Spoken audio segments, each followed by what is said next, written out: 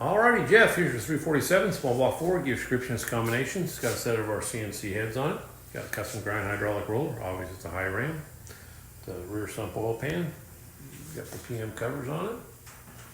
Fuel management, all Terminator X. We're going to make a run. Stitch does. Stay tuned.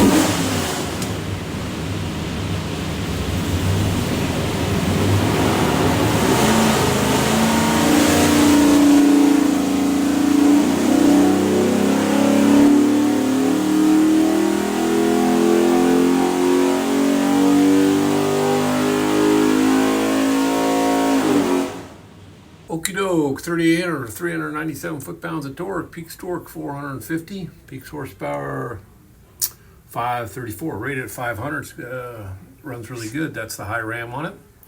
We'll pull the pipes back, make sure it's good and clean, show you a couple of things here. When you see your engine, find this thing looks like a credit card. It's a USB card. It is full of technical information. In the engine crate will be this engine spec sheet. It's got a lot of data on there. I'd highly recommend read it all. Have a great day.